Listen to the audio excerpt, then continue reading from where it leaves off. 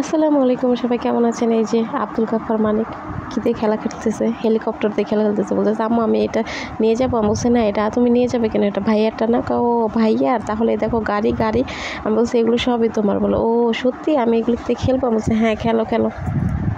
পরে একটা গিটার বের করে বলতেছে আম্মু এই গিটারটা কোথায়, ব্যাটারি কোথায় নাই। পরে বন্দুক বের করে বলতেছে আম্মু বন্দুকের ভিতরে পানি ঢুকাই দিবেন, আমি পানি দিয়ে ডুসুমে খেলবো। না আমি বলছি না, ডিসকাও খেলতে হবে না, তুমি আসো বাসায় যাই।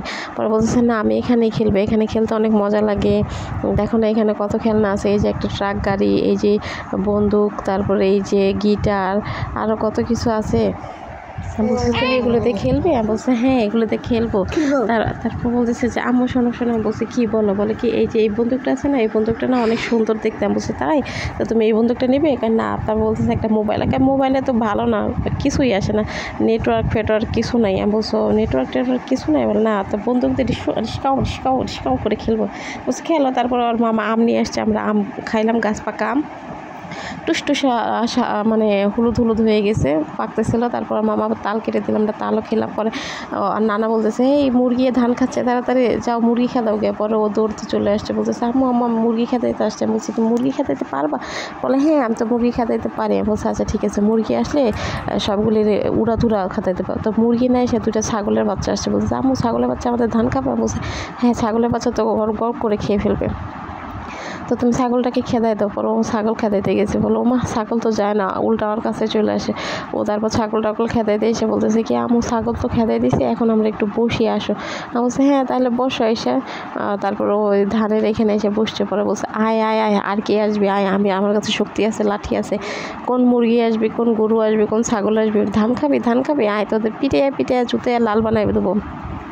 তারপর পাশে একটা বাছুরটা দেখে সেই ধিনতানা নানা নাচ দিতে বলতেছে আম্মু বাছুরটাকে খেদাইতে আসবে? বলছে না বাছুর খেদাইতে আসতে পারে না, বাছুর তোমাকে ঢিস দিবে। তারপর বাছুরের কাছে যায় বলতেছে আয় বাছুর তুই নাকি আমাকে ঢিস দিবি। তারপর বাছুর দিতে আইসে একটা ঘুতা। তারপর বলতেছে ও মা গো, ওই দিকে দৌড়ছে। তারপরে আস্তে স্যার বলতেছে আম্মু দেখছো বাছুরটা আমাকে ঘুতা দিতে আসছে। আমি বলছি হ্যাঁ তো বাছুর তো ঘুতা দিতেই যাবে, তুমি বাছুরের কাছে গেছো কেন? বলে আমি তো বাছুরের কাছে যাই নাই, দেখো আমি খেলা খেলতেছি, বাছুরটা আমার কাছে চলে আসছে। আমি বলছি আর খেলা খেলো না, তুমি এখানে বসে থাকো, এখানে মুরগি ছাগল এগুলো আসলে তুমি খেদাই দিও। বলে হ্যাঁ ছাগল আর কোত্থেকে আসবে, ছাগল আসবে না, ওই যে দেখো ওইখানে আমরা দেখি ওইখানে কোনো ছাগল নাই, মুরগি নেই, কিচ্ছু নাই, চলো ওইখানে যাই দেখি। আমি বলছি কোথায়? বলে ওই যে ওইখানে কতগুলো ছাগল আছে না, সেই ছাগলগুলো দেখে আসবে। আমি বলছি কোথায় ছাগল? ওই যে ছাগলের দুইটা বাচ্চা দেখা যায়। আমি বলছি ও ছাগলের দুইটা বাচ্চা দেখা যাবে? হ্যাঁ চলো আমরা ছাগল দুটাকে নিয়ে আসি। আমি বলছি না ছাগল দুটাকে নিয়ে আসার দরকার নাই, আমরা চলো ইতে যাই, মুরগি খেদাইতে যাই। না মুরগি খেদাইতে যাবো না। পরে পাশে গরু দেখে আম্মু বলে ওই গরুর বাছুর এটা? আমরা হ্যাঁ। তারপর এদিকে বৃষ্টি নামা শুরু হয়ে গেছে, যার খ্যার ধান যা কিছু ছিল সব কিছুতে ঢাকা দিয়ে দিয়েছে যেন বৃষ্টির পানিতে কারো কোনো ক্ষতি না হয়। তারপর মুরগি খেদাইতে স্যার বলতেছে আম্মু দেখছো মুরগিগুলো আমাদের ধান খাইতে আসছে। আমি বলতে হ্যাঁ মুরগি ধান খাইতে আসছে, তাহলে তুমি খেদাও। তো ডিসপাই করে খেদাই দিতে স্যার বলতেছে আর আসবি। আমি বলছি আর আসবি না, যা আমি বলছি না ওরা যাবে না, তুমি আসো। না চলে যাবে, যা বলে খেদাই দিছে। তারপর বাসায় চলে আসছে।